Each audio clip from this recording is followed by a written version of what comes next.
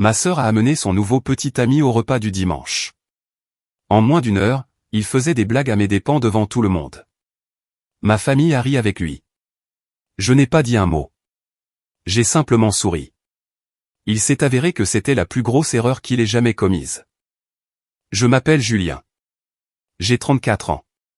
Et jusqu'à il y a environ 3 mois, je pensais sincèrement que mon plus grand désagrément dans la vie était le collègue de mon bureau qui réchauffe du poisson au micro-ondes pour le déjeuner.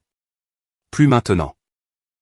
Aujourd'hui, mon plus grand désagrément est un homme nommé Damien, le petit ami de ma sœur depuis 6 semaines à l'époque, et la manière spectaculairement mauvaise dont il a jaugé l'ambiance lors d'un repas du dimanche qui est depuis entré dans la légende familiale.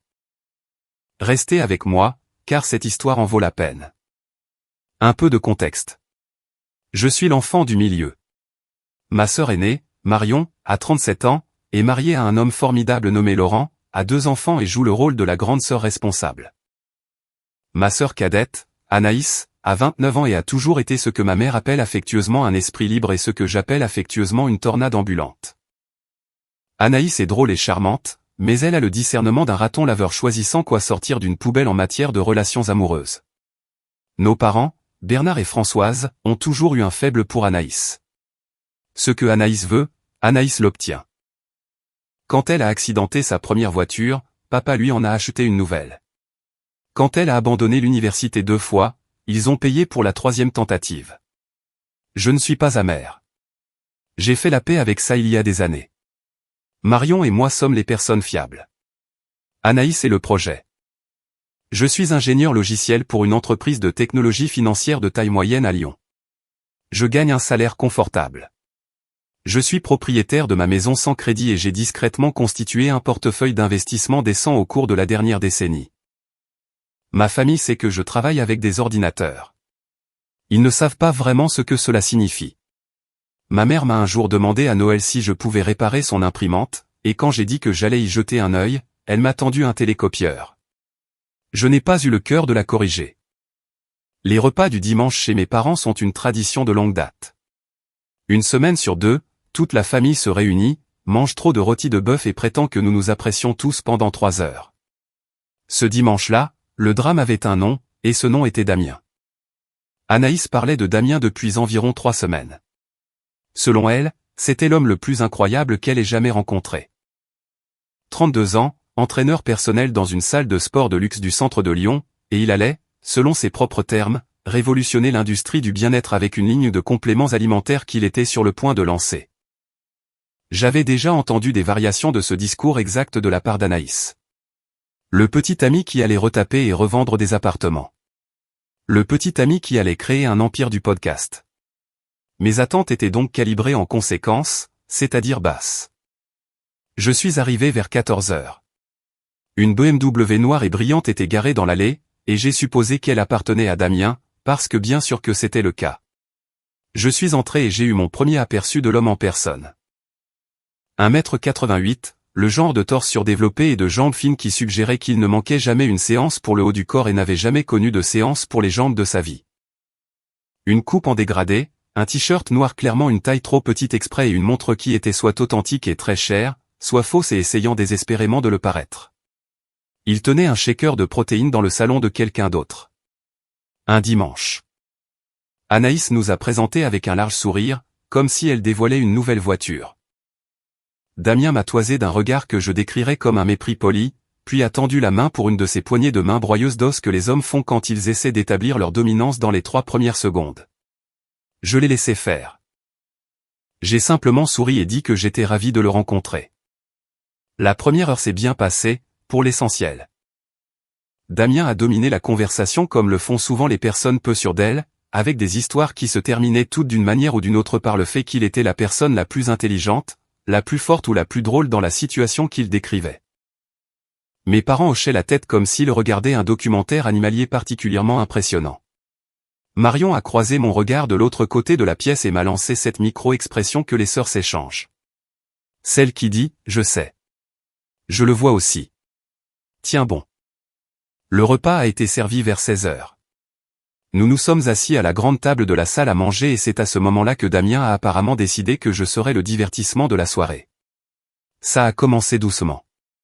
Il m'a demandé ce que je faisais dans la vie. Je lui ai dit, ingénieur logiciel. Il a ri, un vrai rire. Il a dit, oh, waouh. Donc, tu es un de ces gars qui restent assis sur une chaise toute la journée et oublient à quoi ressemble le soleil. Tout le monde à table a gloussé. Anaïs a ri le plus fort. Mon père a souri. Ma mère a dit, oh, Damien, d'un ton qui se voulait réprobateur mais qui était clairement ravi. Laurent a paru mal à l'aise et a attrapé la salière. La mâchoire de Marion s'est crispée. J'ai simplement souri et dit, c'est assez exact. Oui. Ensuite, il s'en est pris à ma carrure. Il a dit, sans vouloir t'offenser, mon gars, mais on dirait que tu es faussement maigre. Tu soulèves des poids des fois? Je ne suis pas faussement maigre, et même si je l'étais. C'était la première fois qu'il me rencontrait. J'ai dit, je fais un peu de tout, de temps en temps. Il a hoché la tête comme un médecin annonçant une mauvaise nouvelle. Puis il a fait une blague sur ma voiture, une Peugeot 308 de 4 ans que j'ai payée comptant. Il a dit, ça doit être sympa de conduire une voiture de grand-mère. Sans vouloir t'offenser, j'aime juste sentir quelque chose quand j'appuie sur l'accélérateur. Il a cherché les rires autour de lui. Il les a obtenus. Même mon père, qui conduit un break de 2008 et considère le régulateur de vitesse comme une technologie de pointe, a ricané. Puis ce fut au tour de ma maison. Quand j'ai mentionné que j'en étais propriétaire, Damien a fait une grimace comme si je venais de lui dire que je vivais dans une grotte. Il a fait, ça doit être une maison à retaper, hein? Anaïs est intervenue pour l'informer que j'étais très doué avec les ordinateurs, comme si j'étais un enfant qui venait d'apprendre à faire du vélo. Toute la table a ri. Ma mère a dit, Julien est très doué en technologie, comme si elle lisait une carte de Noël. Je vais être honnête. Quelque chose en moi est devenu très silencieux à cette table. Pas un silence de colère, pas encore. Juste un silence. Le genre de calme que l'on ressent quand on réalise que les gens pour qui on se déplace un dimanche sur deux depuis des années sont parfaitement à l'aise de laisser un étranger qu'ils connaissent depuis 90 minutes se servir de vous comme d'un punching ball parce que c'est plus amusant que de vous traiter comme une personne. Je n'ai pas dit un mot. J'ai simplement souri. J'ai coupé mon rôti. J'ai demandé à ma mère les haricots verts. J'ai dit à Laurent que sa coupe de cheveux lui allait bien. Et dans ma tête, très calmement, j'ai commencé à dresser une liste. Souvenez-vous de ce détail, car cette liste est le véritable sujet de toute cette histoire. Je vous retrouve dans la deuxième partie. Donc, pour reprendre là où je m'étais arrêté, je suis rentré de ce repas du dimanche et je suis resté assis dans mon allée pendant environ 15 minutes avant de sortir de la voiture. Pas en larmes, pas en rage, juste en train de penser. Il y a une clarté particulière qui s'installe quand on arrête enfin de faire semblant. Le brouillard se dissipe. On arrête de chercher des excuses. On voit juste les choses telles qu'elles sont.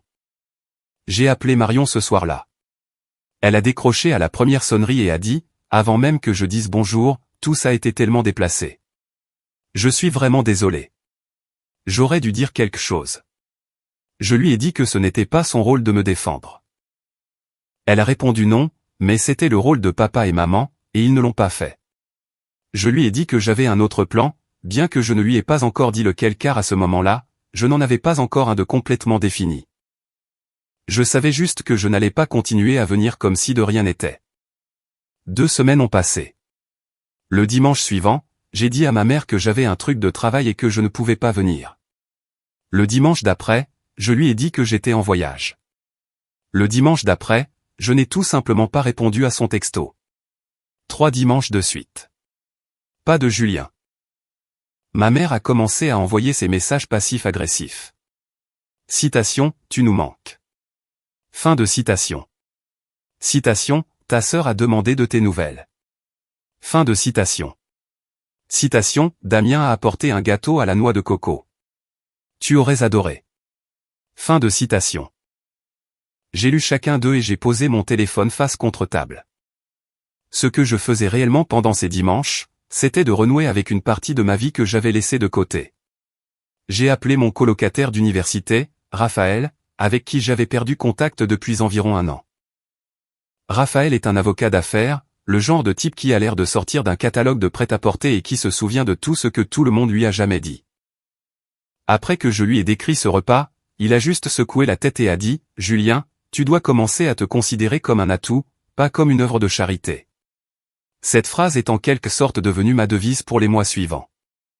Pendant ce temps, Anaïs m'a appelé une fois durant cette période, et ce n'était pas pour s'excuser. C'était pour me demander si je pouvais aider Damien avec son site web. Apparemment, l'entreprise de complément de Damien, qui s'appelait Apex Forge Nutrition, j'ai appris, était sur le point de se lancer, et il avait besoin d'un site web. Les devis de vrais développeurs étaient trop chers. Alors, est-ce que son frère, qui travaille avec les ordinateurs, pouvait bricoler quelque chose rapidement et gratuitement? J'ai été tenté de dire non d'une manière qui impliquait de raccrocher, mais j'ai eu une autre idée. Je lui ai demandé de m'envoyer ses coordonnées. J'ai appelé Damien le lendemain. Il a répondu au téléphone comme s'il était dans un podcast. Il a dit, « Oh, salut, mon gars. Anaïs m'a dit que tu pourrais peut-être rendre service à un frère. » Il m'a vraiment appelé mon gars en me demandant des services professionnels gratuits 6 semaines après s'être moqué de ma coupe de cheveux à une table de repas. Il a passé 20 minutes à me parler d'Apex Forge. Je lui ai posé quelques questions professionnelles. Avait-il une société à responsabilité limitée? Avait-il une assurance responsabilité civile? Avait-il un fabricant? Avait-il la documentation de conformité de l'Agence nationale de sécurité du médicament pour les allégations qu'il voulait faire sur les étiquettes? Il est resté silencieux sur la plupart de ces points. Il a dit qu'il était, citation, en cours, fin de citation, pour tout ça.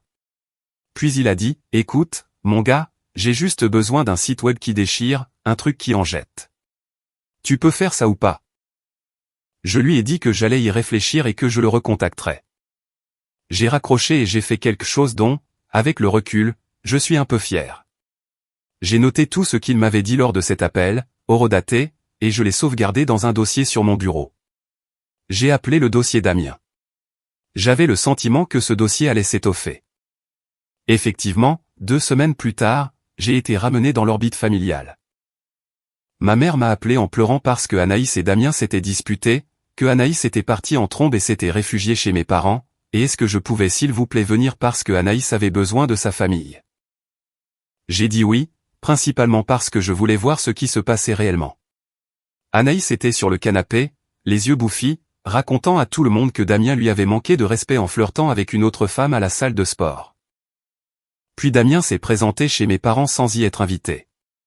Au milieu du repas, il a frappé à la porte. Mon père l'a laissé entrer parce que mon père a la tolérance au conflit d'un mouchoir en papier. Damien est entré avec des fleurs d'une station-service. L'étiquette de prix était encore dessus.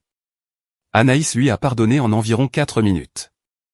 Il s'est assis à notre table, a mangé les restes du rôti, puis, je vous jure, a recommencé à s'en prendre à moi. Cette fois, c'était à propos de ma vie amoureuse. Il m'a demandé si je voyais quelqu'un. J'ai dit non. Il a ri et a dit, « Ouais, je m'en doutais.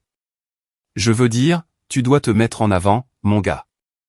Les femmes aiment la confiance en soi. » Puis il s'est tourné vers ma mère et a dit, sans vouloir vous offenser, « Madame B, mais Julien dégage une sacrée allure d'oncle solitaire. » Ma mère a ri. Elle a vraiment ri. Puis elle a dit, « Oh, arrête, Damien. Il n'a juste pas encore trouvé la bonne personne, comme si elle s'excusait pour moi. » Auprès de lui. Je me suis excusé pour aller aux toilettes, je me suis regardé dans le miroir une seconde et j'ai eu ce que je ne peux décrire que comme un moment de lucidité. Je suis retourné à table, j'ai mangé le reste de mon repas sans parler et je suis parti tôt. En sortant, Damien m'a interpellé. « Eh, mon gars. Tu vas me répondre un jour pour ce truc de site web ?» Je me suis retourné, j'ai souri et j'ai dit, « Tu sais quoi, Damien? Je ne pense pas que je vais pouvoir t'aider avec ça. » Il a dit, « Quoi?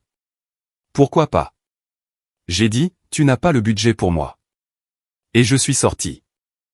Au cours de la semaine suivante, 3 choses se sont produites qui, mises bout à bout, ont allumé la mèche. La première, c'est que Marion m'a appelé, furieuse, parce que Damien avait été à un barbecue chez elle et avait passé l'après-midi à se moquer de Laurent, le traitant de cadre lambda d'entreprise. Laurent est l'homme le plus gentil que j'ai jamais rencontré. Damien l'a traité de vendu en face. Marion avait demandé à ses parents de dire quelque chose. Ils ne l'ont pas fait. La deuxième, c'était un texto d'un vieil ami nommé Hugo, avec qui j'étais au lycée. Hugo est maintenant détective privé. Assez bizarrement, il m'a envoyé un article d'un site d'information local de Lyon. Un petit entrepreneur avait déposé une plainte contre un entraîneur personnel qui faisait pression sur ses clients pour qu'ils investissent dans sa future entreprise de compléments, puis disparaissait avec leur argent. Hugo l'a envoyé avec un seul message: ta sœur ne sort pas avec un entraîneur nommé Damien. La troisième chose, c'est que Anaïs m'a appelé un mercredi soir, tard, et m'a demandé si elle pouvait emprunter 8 000 € pour investir dans l'entreprise de Damien. Il lui avait dit que c'était une occasion unique de participer dès le lancement. Je lui ai dit que j'allais y réfléchir. J'ai raccroché. Je suis resté assis dans mon bureau pendant un long moment. J'ai regardé le dossier nommé Damien sur mon bureau, puis j'ai commencé à vraiment planifier. Je veux être clair sur quelque chose avant d'aller plus loin. Je ne suis pas le genre de personne qui cherche à se venger. Honnêtement, non. 9 fois sur 10, quand quelqu'un me fait du tort, je le sors simplement de ma vie et je passe à autre chose. Mais il y avait quelque chose de différent dans cette situation. Et c'est à cause de l'enjeu. Ma sœur, les économies de mes parents, un type qui arnaquait les gens et s'apprêtait à arnaquer ma famille, pendant que tout le monde se moquait de moi parce que j'étais le frère ennuyeux qui, par coïncidence, était la seule personne à prêter suffisamment attention pour le remarquer. J'ai donc commencé simplement. Le matin après la demande de prêt d'Anaïs, j'ai rappelé Hugo. Je lui ai demandé s'il serait d'accord pour prendre une petite mission, totalement informelle, juste pour enquêter sur un type. Il a dit oui, sans frais, parce qu'il me devait une faveur pour une installation réseau que j'avais faite pour son bureau quelques années auparavant. Je lui ai tout envoyé, nom complet, âge, salle de sport, nom de l'entreprise de complément, pseudo sur les réseaux, marque et modèle de sa voiture. Pendant que Hugo travaillait de son côté, j'ai commencé à faire mes propres recherches. Je suis ingénieur logiciel. Je sais comment faire des recherches. J'ai creusé en profondeur sur Apex Forge Nutrition. Le site web que Damien voulait si désespérément faire construire était, surprise, déjà partiellement construit. Il avait un site qui avait l'air d'avoir été assemblé par un lycéen à 3 heures du matin. Les photos des produits étaient des images de banque d'images. La page à propos de nous montrait une photo de lui torse nu devant une Mercedes qui n'était pas la sienne, car je pouvais voir le nom du concessionnaire se refléter dans la vitre. Les étiquettes des compléments n'étaient pas enregistrées auprès de l'Agence nationale de sécurité du médicament. L'entreprise elle-même n'était pas immatriculée au registre du commerce et des sociétés. Tout ça, techniquement, n'était que du vent. Mais c'est là que ça devient vraiment intéressant. Il organisait une prévente. Il disait aux gens qu'ils pouvaient acheter des packs fondateurs de ces compléments à prix réduit et que le produit serait expédié dans 8 à 12 semaines. Il collectait de l'argent via une application de paiement mobile liée à son compte personnel. Pas un compte professionnel, son compte personnel. Il collectait de l'argent auprès des gens à l'avance pour un produit qui, légalement, n'existait pas. J'ai tout documenté. Capture d'écran, horodatage, lien d'archive pour que les pages ne puissent pas être modifiées plus tard. Le dossier sur mon bureau est passé de quelques notes à un fichier de 60 pages. Hugo m'a recontacté 4 jours plus tard. Damien avait 2 jugements civils antérieurs contre lui dans 2 départements différents, tous 2 pour de l'argent qu'il avait pris à des gens pour diverses entreprises qui ne se sont jamais concrétisées.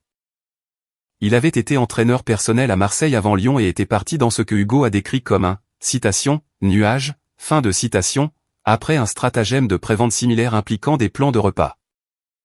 Il n'avait aucune certification officielle en nutrition malgré en avoir revendiqué 3 différentes sur ses réseaux. Son vrai prénom n'était pas Damien, d'ailleurs. C'était Maxime. Damien était un nom qu'il avait commencé à utiliser en déménageant à Lyon.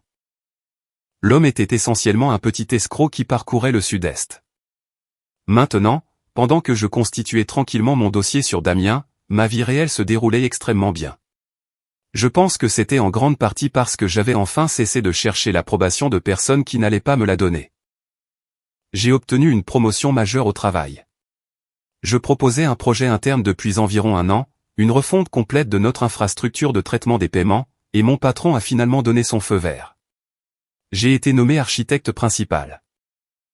Le bonus seul était plus important que le salaire que j'avais 3 ans auparavant. Je ne l'ai pas dit à mes parents.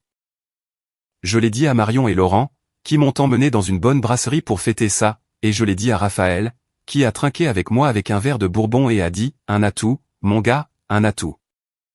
J'ai aussi commencé à sortir avec quelqu'un. Raphaël m'a traîné à un événement caritatif pour l'un des clients à but non lucratif de son cabinet et j'ai rencontré une femme nommée Victoire, qui travaille comme directrice de programme pour une organisation d'alphabétisation. Elle est, et je le dis en pleine conscience de la mièvrerie de la chose, la personne la plus gentille que j'ai jamais rencontrée. Un sens de l'humour peint sans rire. Me recadre quand je suis trop dans ma tête. Et elle a pleuré une fois devant une publicité pour une assurance auto parce que le chien dedans avait l'air triste. Elle était au courant des problèmes familiaux avant même que nous sortions ensemble depuis un mois.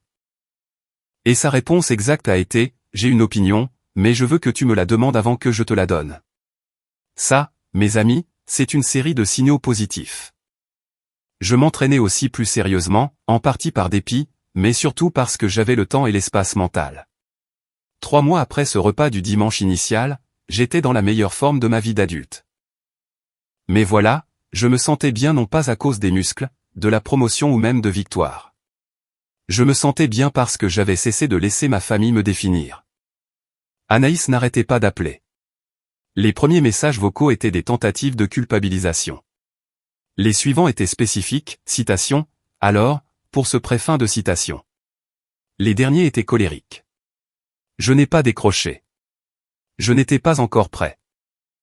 Puis ma mère m'a appelé un soir et m'a dit, de cette voix qu'elle utilise quand elle est sur le point de lancer une grenade de culpabilité, qu'elle et mon père avaient décidé de prêter 12 000 € à Anaïs pour investir dans l'entreprise de Damien. Elle a dit, citation, nous savons que tu n'es pas d'accord avec tout ce que fait Anaïs, mais c'est la famille, et Damien va avoir beaucoup de succès. On le voit dans son énergie. Fin de citation. Je suis resté assis, le téléphone à l'oreille, et j'ai senti ma mâchoire se serrer si fort que j'ai cru que j'allais me casser une dent. Je lui ai demandé de ne pas encore envoyer l'argent, s'il vous plaît, d'attendre une semaine. Je lui ai dit que j'avais fait des recherches et que j'avais des inquiétudes. Elle est devenue défensive. Elle a dit, oh, Julien, tout n'est pas un problème d'ordinateur que tu peux résoudre avec tes tableurs. Elle m'a vraiment dit ça. Elle a dit, chérie, j'adore que tu t'inquiètes, mais nous savons ce que nous faisons. Je lui ai dit que je l'aimais, lui ai demandé de juste attendre une semaine, s'il vous plaît, et j'ai raccroché. Cette nuit-là, j'ai appelé Raphaël. Je lui ai tout raconté sur Damien, le dossier, les jugements antérieurs, l'entreprise non enregistrée, mes parents sur le point d'envoyer 12 000 € à un inconnu, Anaïs sur le point d'en envoyer 8 de plus. Raphaël a écouté, sans m'interrompre, et quand j'ai eu fini, il a dit, d'accord, dis-moi ce que tu veux faire. Je lui ai dit exactement ce que je voulais faire. Il a ri, ce petit rire sec qu'il a. Et il a dit, Julien, je ne t'ai jamais vu comme ça. J'adore. Faisons-le de la bonne manière. Il m'a donné une liste de 3 noms, 2 avocats et un expert comptable judiciaire. Il a dit, quand ça arrivera, tu m'appelles en premier. Je veux être aux premières loges. J'ai raccroché le téléphone et j'ai regardé les lampadaires dans la rue par ma fenêtre. J'étais calme d'une manière que je n'avais pas été depuis des mois. J'avais un dossier. J'avais un réseau. J'avais un plan. Et j'avais un repas du dimanche très précis en tête. Les 2 semaines suivantes ont été les plus concentrées de toute ma vie. Je veux que vous compreniez que rien de ce qui s'est passé ensuite n'avait pour but d'humilier Damien pour le plaisir. Il s'agissait de protéger ma famille, même les membres de ma famille qui ne méritaient pas d'être protégés à ce moment-là, et de m'assurer qu'ils ne pourraient plus faire ça à personne d'autre. La première chose que j'ai faite a été de participer à un appel vidéo avec l'une des avocates recommandées par Raphaël. Elle s'appelait Delphine. Elle avait à peu près mon âge. Elle dirigeait un petit cabinet de protection des consommateurs et elle a compris en 90 secondes environ. Elle a regardé le dossier et a dit ceci, citation, « Votre type n'est pas seulement louche. Il commet activement une fraude. Prévente de compléments nutritionnels non enregistrés, sollicitation d'investissement sans les divulgations appropriées, exploitation d'une entreprise sans immatriculation, et d'après ce que votre enquêteur a trouvé, cela fait partie d'un schéma. La Direction générale de la concurrence, de la consommation et de la répression des fraudes sera très intéressée. » Fin de citation. Je lui ai demandé quelles étaient mes options. Option 1, je bloque simplement Damien de ma famille en l'exposant en privé et je le laisse s'éclipser tranquillement. Option 2, je le signale aux autorités et je laisse la loi s'en charger. Option 3, les deux. Je lui ai demandé si mes parents et Anaïs pouvaient perdre leur argent avant que tout cela ne soit résolu. Elle a dit oui, presque certainement. J'ai donc pris une décision. J'allais faire cela dans un ordre précis. Premièrement, m'assurer absolument qu'aucun argent de ma famille ne lui parvienne jamais. Deuxièmement, l'exposer à ma famille en personne pour que personne ne puisse prétendre plus tard que c'était un malentendu. Troisièmement, remettre tout le dossier aux autorités par l'intermédiaire de Delphine. J'ai appelé ma mère le lendemain matin. Je lui ai dit, d'un ton qui n'invitait pas à la discussion, que j'avais besoin qu'elle et papa attendent encore une semaine avant d'envoyer ces 12 000 € à Anaïs. Je lui ai dit que j'avais payé pour un petit examen professionnel de l'entreprise pour laquelle Damien levait des fonds, et que je voulais juste qu'elle le voie avant que de l'argent ne soit transféré. Je lui ai dit que je cuisinerais même, mais que j'avais besoin que nous soyons tous à la même table le dimanche suivant. Elle est devenue silencieuse au téléphone. Puis elle a dit, « Julien, est-ce que ça va ?» J'ai dit, « Maman, je vais très bien. Je vous aime, c'est tout, et je vous demande juste un dimanche. » Elle a accepté. C'était au tour de Marion. Je l'ai appelé et je lui ai tout raconté, le dossier, Hugo, Delphine, Maxime, l'application de paiement, le plan. Marion est restée silencieuse pendant environ 10 secondes, puis elle a dit, « Oh mon Dieu. Oh mon Dieu. Oh mon Dieu. Julien, je t'aime. Je t'aime. Je t'aime. » Puis elle a dit, « De quoi avez-vous besoin de notre part ?» Je le lui ai dit. Elle a dit, « C'est noté. Nous serons là. » J'ai appelé Raphaël et je lui ai demandé s'il serait d'accord pour être là aussi, juste sur la propriété, garé un peu plus loin dans la rue au cas où Damien ferait quelque chose de stupide. Raphaël, qui a voulu être un héros dans un film policier toute sa vie, a dit oui avant même que j'ai fini ma question. J'ai appelé Hugo en dernier. Il avait un collègue en attente qui travaille en lien avec la Direction générale de la concurrence, de la consommation et de la répression des fraudes au cas où nous voudrions faire les présentations immédiatement. L'appel le plus difficile que j'ai eu à passer était à Anaïs. Je l'avais ignorée pendant des semaines. Je l'ai appelée un vendredi après-midi. Elle a décroché et est immédiatement devenue sur la défensive. « Oh, alors maintenant tu appelles. » J'ai dit, « Anaïs, écoute-moi. Je viens au repas de dimanche. Je t'aime. Je veux que tu sois là et je veux que tu amènes Damien. » Elle a demandé pourquoi. J'ai dit, « Parce que je veux clarifier les choses et je veux qu'il soit là pour ça. » Il y a eu une longue pause. Elle a dit, « Tu vas t'excuser auprès de lui ?» J'ai sincèrement dû couper le micro du téléphone pendant 2 secondes pour ne pas rire. Je suis revenu et j'ai dit, « Anaïs, je veux juste que tout le monde soit dans la même pièce. L'amèneras-tu » Elle a dit oui. Elle a dit, « Enfin. Tu sais, tu l'as vraiment blessé en ignorant tout ça. » J'ai dit, « J'en suis sûr. À dimanche. » Samedi, j'ai passé la journée à la maison avec Victoire. Nous avons préparé le repas et je lui ai raconté ce qui allait se passer le lendemain. Elle a posé une seule question. Elle a dit, « Tu fais ça parce que tu es en colère ou parce que c'est juste ?» J'y ai réfléchi. J'ai dit, les deux, mais surtout parce que c'est juste. Elle a hoché la tête. Elle a dit, alors, vas-y.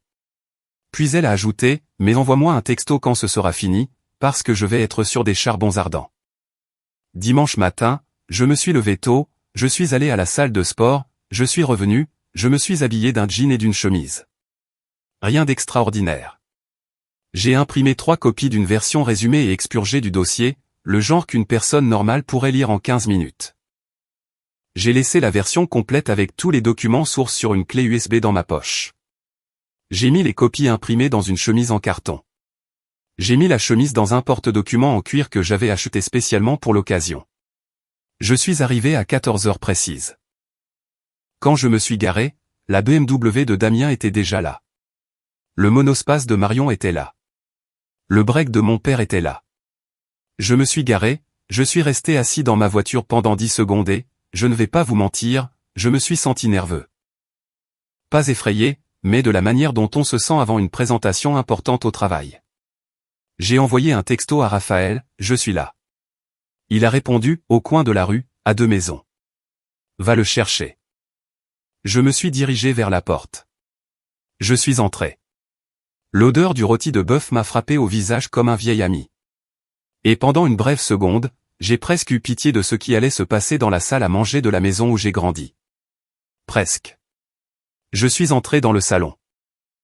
Damien était sur le canapé, tenant un shaker de protéines, bien sûr.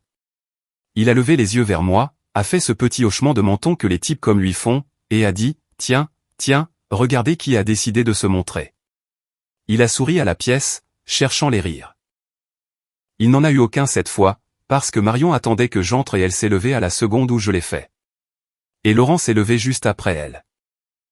Et mes parents ont tous deux levé les yeux de leur fauteuil avec des expressions légèrement nerveuses parce qu'ils sentaient déjà que quelque chose était différent.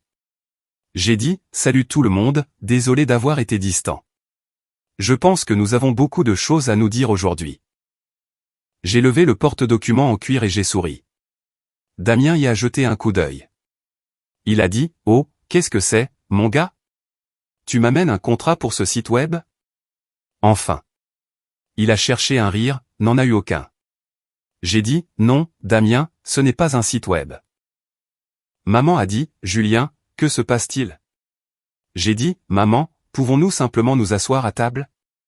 Mangeons. » Et ensuite, il y a quelque chose que j'aimerais partager avec la famille à propos de l'entreprise de Damien avant que de l'argent ne circule.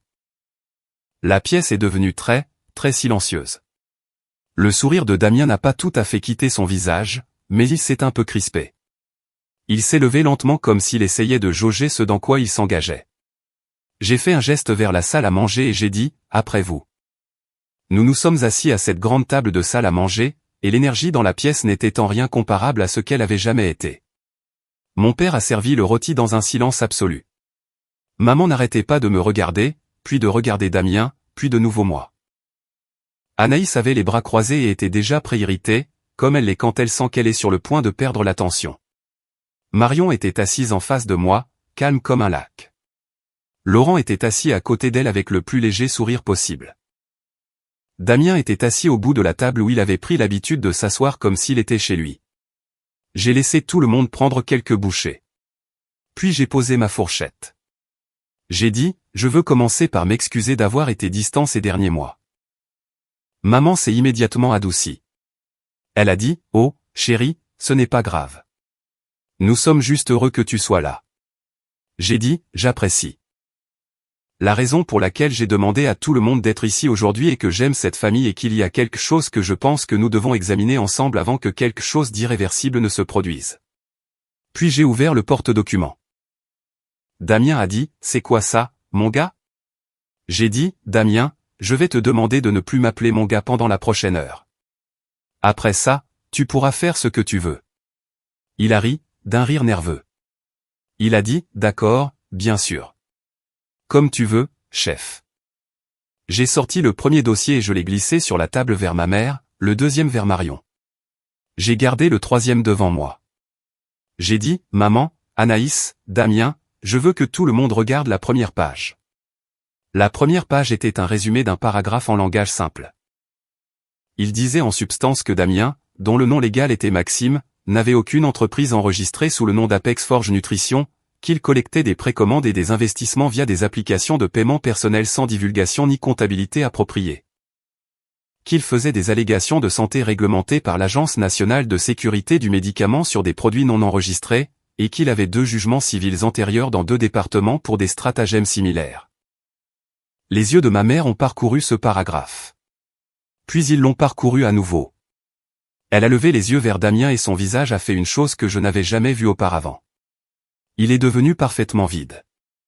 Damien a dit, « C'est une blague, n'est-ce pas? » Il a regardé Anaïs. « Chérie, a-t-il dit, dis-leur que c'est de la folie. » Anaïs lisait sa copie maintenant. Elle est arrivée à la partie sur les jugements antérieurs et elle a dit, « C'est quoi cette histoire à Marseille? Maxime? Pourquoi est-ce qu'il y a écrit Maxime? » Il a dit, « C'est un truc de surnom. Mon deuxième prénom est Damien. » Écoute, Anaïs, c'est ton frère qui essaie de me faire passer pour un méchant parce qu'il est jaloux. Marion a dit calmement, « Damien, où est enregistrée ton entreprise? » Il a cligné des yeux. Il a dit, « C'est en cours, nous sommes, tu sais, en train de finaliser. » Marion a dit, « Qui fabrique les compléments? » Il a dit, « C'est confidentiel. J'ai un accord de non-divulgation. » Laurent, qui est l'homme le plus doux de la planète, a dit très doucement, tu as un accord de non-divulgation avec toi-même, mon gars. J'ai glissé la page suivante vers ma mère. C'était le résumé de l'enquête de Hugo avec les archives publiques des jugements antérieurs surlignés. Ma mère a commencé à lire. Ses mains se sont mises à trembler. Damien s'est levé. Il a dit, d'accord, je ne vais pas rester assis ici à laisser cet intello m'accuser devant la famille de ma petite amie. Il m'a pointé du doigt. Tu m'en veux depuis le premier jour parce que tu es un faible qui ne supporte pas que ta sœur soit heureuse.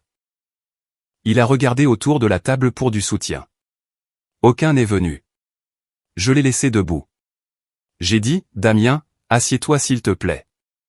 Il y a plus. J'ai sorti mon téléphone. J'avais des captures d'écran prêtes. J'ai commencé à lire des dates et des montants. Le 14 octobre, tu as publié une story sur les réseaux disant, pack fondateur, 399 €, expédié en 8 semaines. Paiement via Lydia à Damien Apex. J'ai montré la capture d'écran. Le 20 octobre, tu as accepté un acompte d'un homme nommé Paul de 900 € sur ton compte personnel. Nous avons une déclaration. Le 2 novembre, tu as dit à une femme nommée Clara lors d'un appel vidéo enregistré que tu avais un enregistrement de l'Agence nationale de sécurité du médicament en cours alors qu'aucun dépôt de ce type n'existe. J'ai continué pendant environ 3 minutes, juste des dates, des montants, des noms de personnes à qui il avait pris de l'argent. Je n'ai pas crié. Je n'ai même pas élevé la voix. J'ai juste lu. Quand j'ai eu fini, mon père, qui n'avait presque pas parlé de toute cette histoire, a finalement parlé. Il a dit, Damien ou Maxime, peu importe. J'aimerais que tu quittes ma maison. Damien a dit, Monsieur B, c'est un coup monté. C'est un jaloux. Mon père a dit, c'est bien ça. Sors de ma maison. Anaïs pleurait maintenant. Elle a dit, Damien, s'il te plaît, dis-moi que ce n'est pas vrai. Il a dit, chérie, tu me connais. Elle a dit, je t'ai donné 2300 €. J'ai dit à mes parents de te donner 12 000 €. Il a dit, j'allais te rembourser. Cet argent est pour le lancement. C'est comme ça que fonctionnent les investissements. Marion a dit très tranquillement, sauf qu'il n'y a pas d'entreprise, donc il n'y a pas d'investissement. J'ai dit, une dernière chose, Damien. Tu as 2 options. Option 1, tu rembourses chaque personne sur cette liste, en commençant par Anaïs, dans les 30 prochains jours.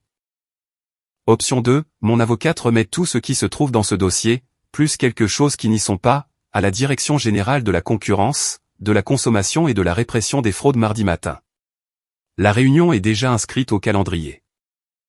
Quoi qu'il en soit, tu es hors de la vie de ma sœur, hors du compte en banque de mes parents, et hors de cette maison. Ce soir. Il m'a regardé pendant une longue seconde. Son visage a fait la chose que j'avais espéré voir. La chose où la bravade s'effondre, et vous pouvez soudainement voir le petit homme effrayé en dessous. Il a dit, c'est tellement tordu, mon gars. J'ai dit, je t'ai demandé de ne pas m'appeler mon gars. Il est parti, a claqué la porte d'entrée, a démarré en trombe dans sa BMW si bruyamment que Raphaël, garé à 2 maisons de là, m'a envoyé une simple émoticône qui rit. Ce qui s'est passé ensuite est la partie de cette histoire à laquelle je pense le plus. Ma mère s'est mise à pleurer. De vrais pleurs. Elle a fait le tour de la table, m'a serré dans ses bras et a dit, je suis tellement désolé. J'aurais dû t'écouter. Mon père est resté là, les mains sur les hanches, secouant la tête en regardant le sol. Il avait l'air plus vieux que je ne l'avais jamais vu. Il a dit, mon fils, je te dois aussi des excuses. Nous t'avons pris pour acquis. Nous avons ri de choses qui n'étaient pas drôles. Je suis désolé. Voici comment tout s'est terminé. Damien, c'est-à-dire Maxime, n'a remboursé personne. Il a fui Lyon en moins d'1 semaine. Delphine a déposé le dossier auprès des autorités comme prévu, et une enquête a été ouverte. Environ 4 mois plus tard, elles l'ont mis en examen. Hugo avait relié notre cas à une liste d'autres plaintes qui s'étaient tranquillement accumulées. Aux dernières nouvelles, il travaille dans une autre salle de sport dans une autre région, racontant à une autre femme qu'il est sur le point de lancer une entreprise de compléments. Certaines habitudes ont la vie dure. Mes parents ont réparé ce qu'ils pouvaient. Anaïs s'est inscrite en formation en comptabilité le semestre suivant. Elle étudie la comptabilité, un choix qu'elle a fait parce que, citation, je veux être le genre de personne qui peut lire un bilan, Fin de citation. Je n'ai jamais été aussi fier d'elle. Ma relation avec mes parents a changé d'une manière que je n'avais pas tout à fait prévue. Nous sommes plus proches et plus honnêtes que nous ne l'avons jamais été. Mon père et moi avons commencé un rituel le samedi matin, nous allons dans un bistrot du centre de Lyon, mangeons des œufs et parlons de tout et de rien pendant 2 heures. C'est le meilleur moment de ma semaine. Et Victoire Lecteur, je lui ai demandé de m'épouser 5 mois après ce dimanche. Elle a dit oui avant même que j'aie complètement fini ma question. Nous nous marions l'automne prochain. Raphaël est le témoin. Hugo est un garçon d'honneur. Marion officie. Et Anaïs, ma petite sœur, ce désastre ambulant, est l'une des demoiselles d'honneur de Victoire. Je pense parfois à ce repas du dimanche. L'original. Celui où un type avec un t-shirt noir trop moulant m'a regardé de l'autre côté de la table, a décidé que j'étais la cible la plus sûre de la pièce, et a déclenché une chaîne d'événements qui s'est terminée par la perte de ma sœur, du respect de mes parents et de sa liberté. Je pense à la façon dont j'ai simplement souri et n'ai pas dit un mot.